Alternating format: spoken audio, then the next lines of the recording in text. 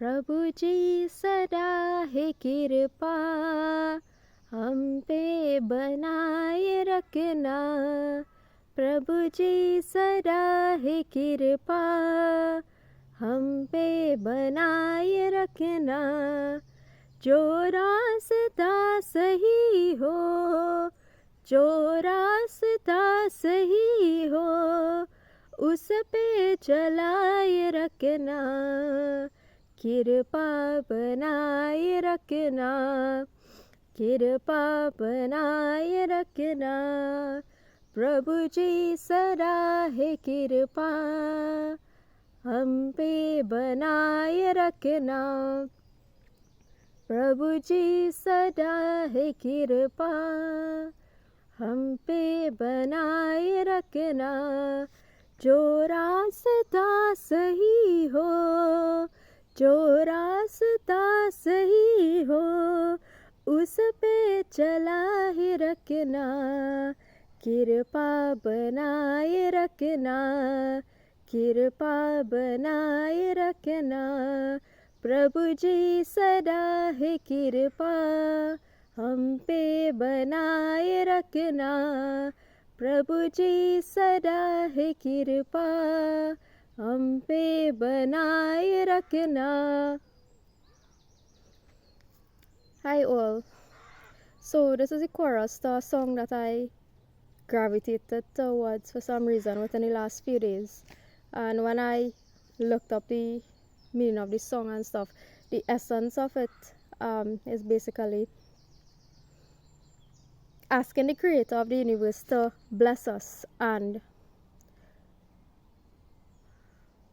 that which is the right path, that which is the right path, to make us stay upon that path, or to take that path, or to stay upon the path upon which is the right path, right?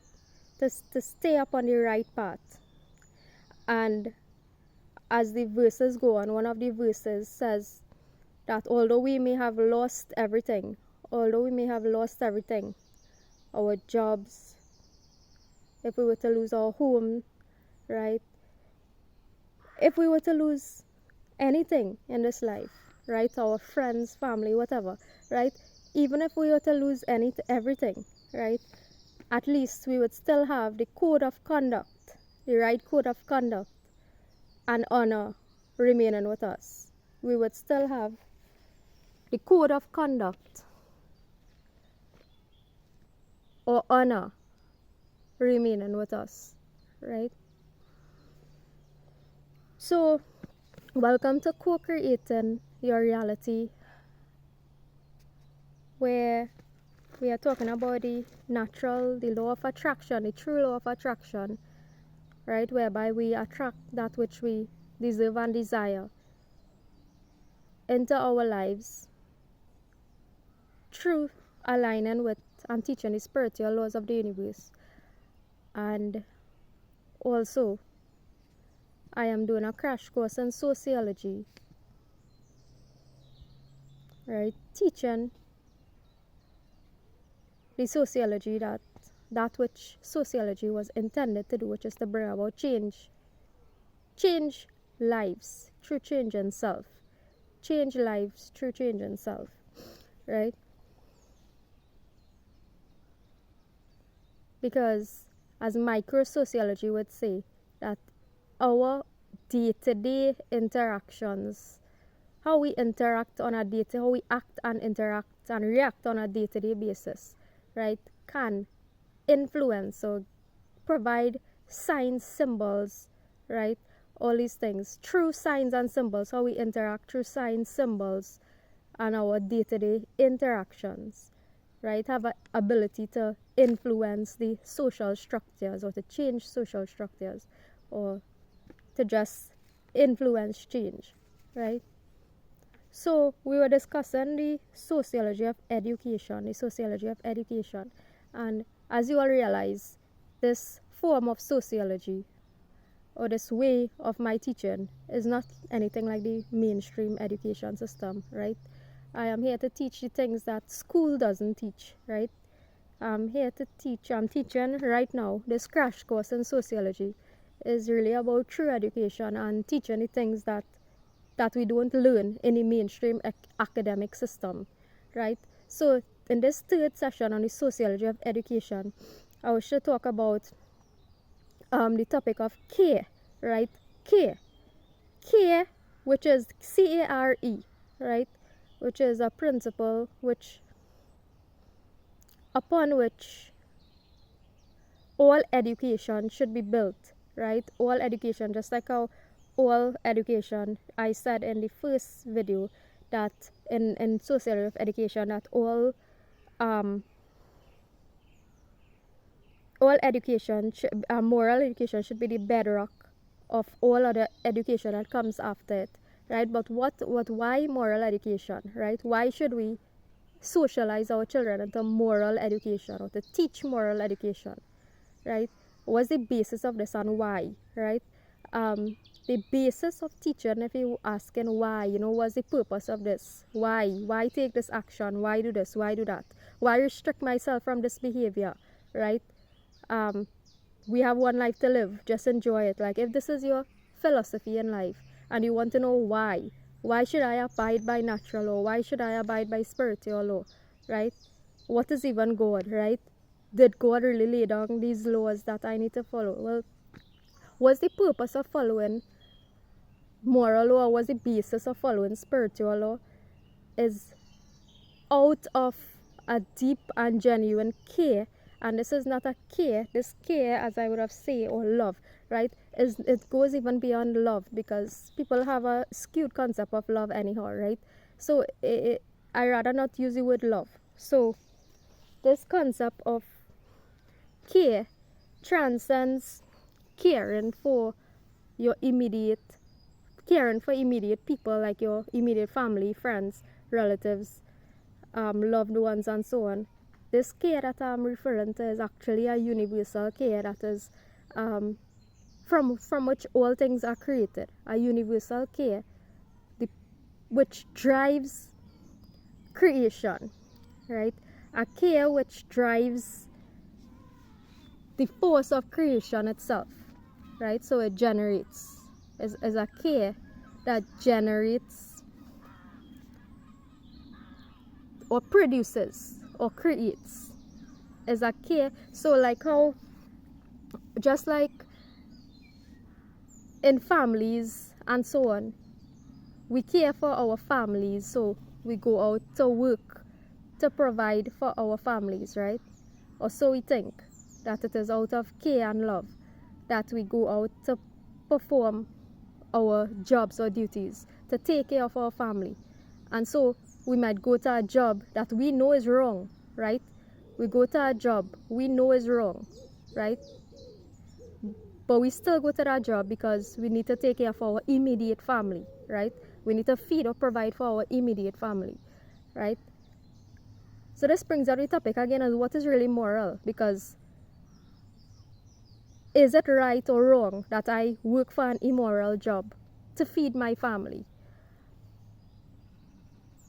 It depends on your extent of care. Your extent of care, not just and how far or how deep your care goes. Is it that your care stops at the immediate needs of your family?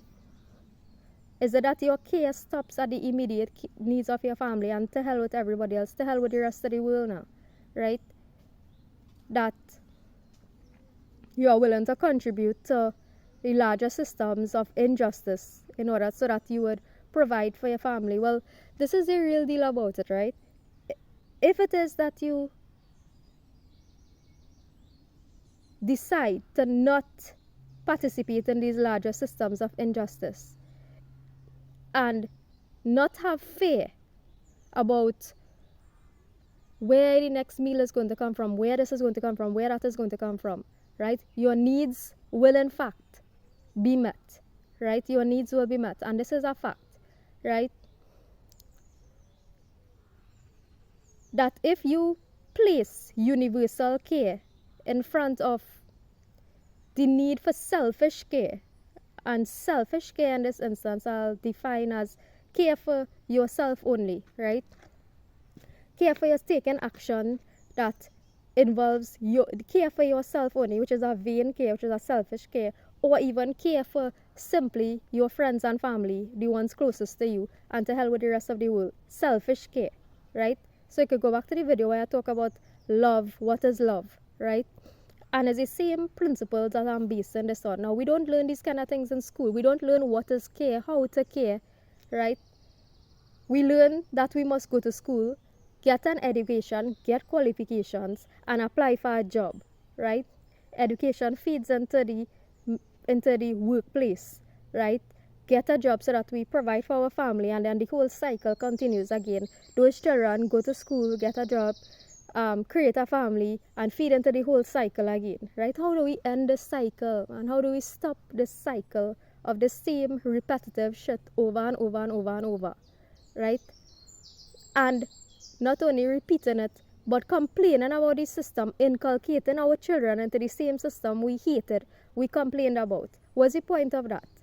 What is the point of inculcating our children into the same system that we hated for ourselves, sending them to the same blasted schools that we hated to go to ourselves, sending them to acquire the same kind of education in a system that we despised, right? We can in fact create another reality if we imagine differently, right? We can create another reality if we dare to imagine differently, right?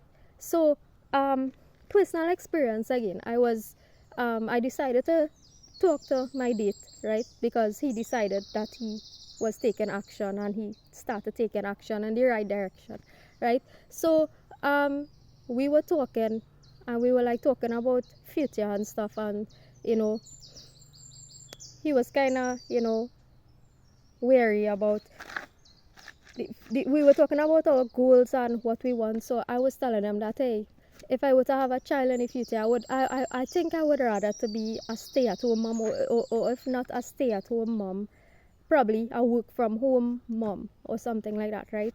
Work-from-home mom, because when I watch the way society is going now, is like people just pushing out kids, having children, right? Having children, and you're going to work, spending the entire life.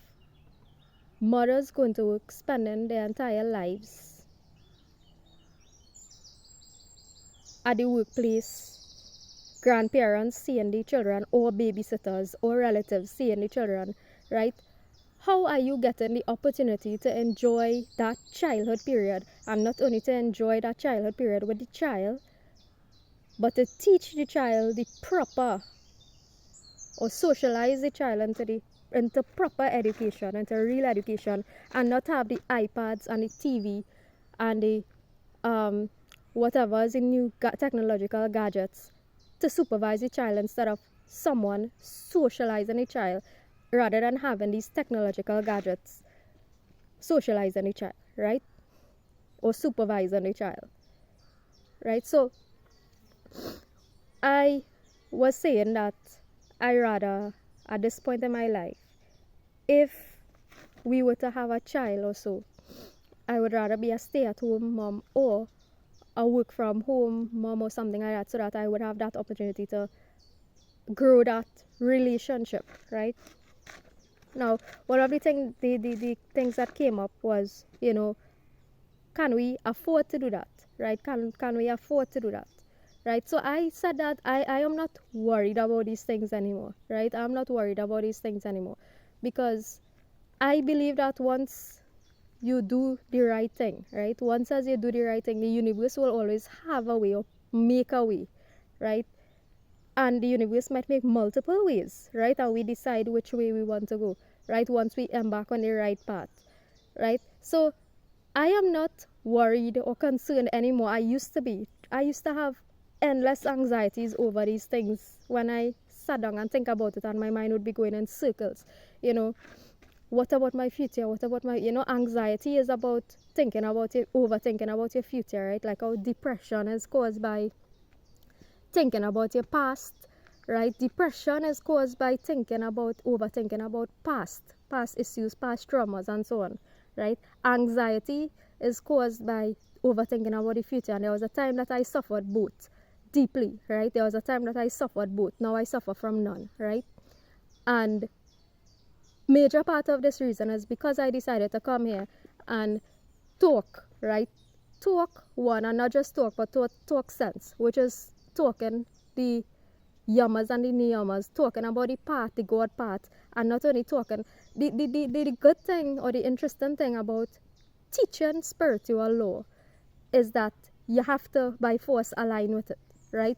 The beautiful thing that the healing aspect, this is the healing aspect I'm talking about, right? The things that they don't teach us in school, right? The healing aspect of teaching spiritual law is that it forces us to align with it, because it makes no sense coming here and preaching spiritual law and you not following it, right? It doesn't make sense. So that's why I say you don't have to align fully. Like when I started I teaching this, right? I was fully still in my mortgage and saying, which I still am, but I've taken a extra stride to come out of it. But when I started teaching spiritual law, or even when I started teaching about teaching spiritual law, which was since 2020, right? When I started thinking about teaching spiritual law, I was still in the government, right? I was still employed in the government. But I knew I was vegetarian, right? I was aligned to some degree, right? And then as I began to formulate my thoughts and think about this deeply, I eventually left the government, but I was still in my mortgage, right, which I still am, and I am here teaching. And it's because that I am here teaching, I am compelled to by the universe to try and push myself out and take whatever action is necessary, right? I don't know if this house will be sold or when, or if we will get a cash buyer or whatever, because honestly I don't really want to pass on this loan to anybody else. If they desire it by their free will, so be it, to take over a loan. But I would rather not have anybody take over the same crap that we are participating in. To have somebody take over a loan is kind of not something I would prefer. So that's why we are preferably asking for a cash buyer, someone who can purchase the house via cash and so on, right? I don't know if this will happen or when, but it is a goal, right? So this is what I'm saying. At the start of when I started making my video, I didn't think that I would be putting up this house for sale, right? I was, one, emotionally attached to this space, because that space is, it has a lot of memories, as I said to me, and I have a lot of feelings attached to it and so on. And it's a nice home. It's a freaking nice home, right? Is our first home, is my first home, right? So there's a lot that comes with that I didn't think that I would be doing this, but because I am here teaching it, right? I have to, once you are teaching something, you should by all means strive to abide by it, else you will be a hypocrite, right? Else you will be a hypocrite, right? Once you are teaching something, you should abide by it, or else you are a hypocrite, right? So this is how this healing actually takes place. And if you want to heal your past traumas and so on, you could do whatever you want to do, right? But to truly heal from the root, I'm talking about root healing, not band-aid healing, right? You can heal through teaching these laws, right? Because once you start to teach the laws, you'll realize that you have no choice but to abide by these laws. And in abiding by the spiritual laws, you will have to come face to face with your past traumas by force, right? You will have to come face to face in the process of change. You'll have to come face to face with your past traumas and identify it. Look at yourself in the mirror, identify where you need changing and so on, right? So as I was saying, I no longer have fear about the future or anxiety about the future or where this world is headed and so on, right? And there's no need for you to have fear about the future and so on. And that's why I was telling him, I was saying that just align with that which is right. Just do the right thing, right? Change your life and just do the right thing, and you will see that there's really no need for unnecessary fear, right? There's no need to fear the future unnecessarily, that life would naturally unfold in a way that is beneficial to both you and I and to the rest of the society once as you decide to make this change, right? Right? So what drives this change is the principle of care. The principle of care, and the principle of care is a facet of education, which we do not learn in school, which is why I am elaborating on this principle in this video, the principle of care, which drives everything that is beneficial in society and in the universe.